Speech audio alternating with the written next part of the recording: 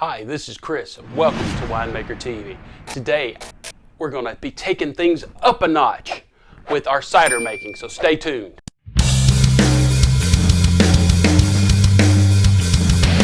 Today, we're going to be starting our own apple seeds.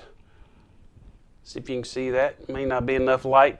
Anyway, these got some apple seeds in it that I harvested from this Granny Smith apple. Now, when I plant these seeds, I will not get a Granny Smith apple. Mother Nature is so wise in her design and God's design that a Granny Smith cannot pollinate a Granny Smith. There are a handful of apple varieties that will, or cultivars.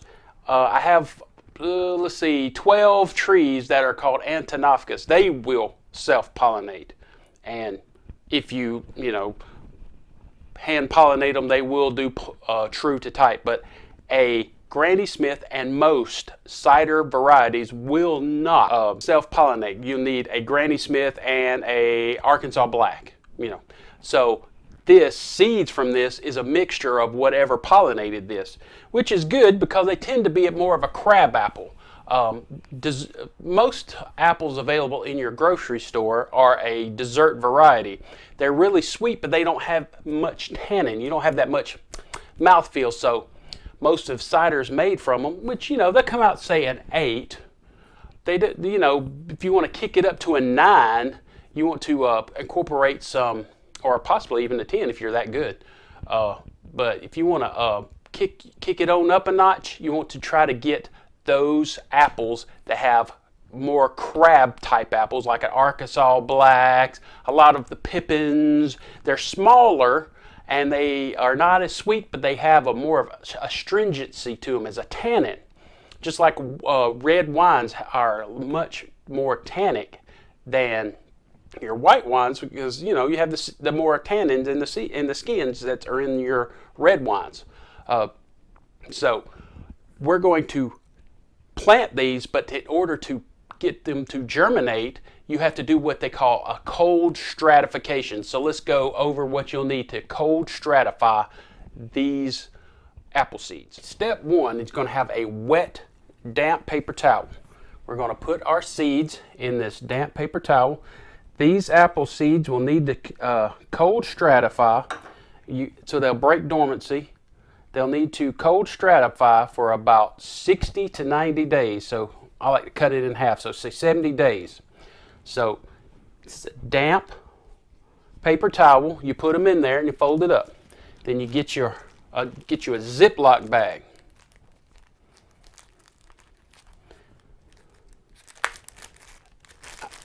Now I personally have about 14 apple trees. I'm going to throw a word out here to y'all, and I'm going to leave it up to y'all because I don't want to make this channel the permaculture channel.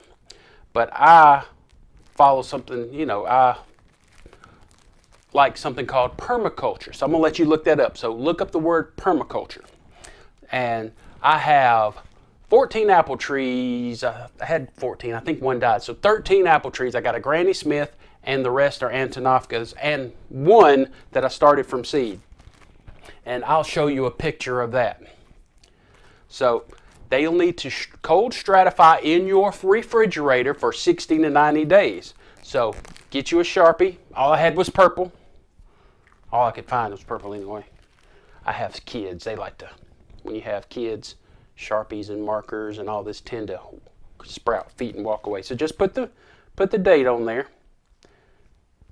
Put your date on there. Stick it in the refrigerator. You don't want to go too far past your 60 to 90 days, because even if it's in a refrigerator, it will mold, and the mold will hamper your success in planting these trees.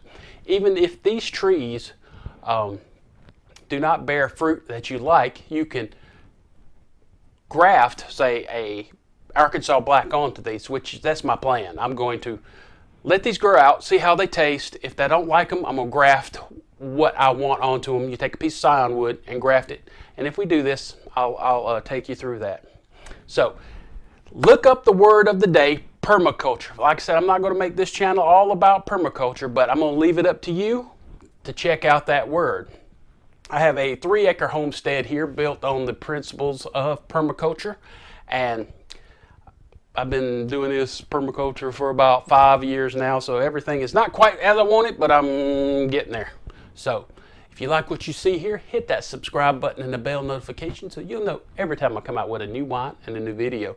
Also, if you want to help support my channel, there'll be a donate button on my homepage of my YouTube channel, and there'll be links in the description below. So you click any of those links. Those are Amazon affiliate links, and I will get a commission with every Amazon purchase you make thereafter. This is Chris with Winemaker TV. That's all there is today.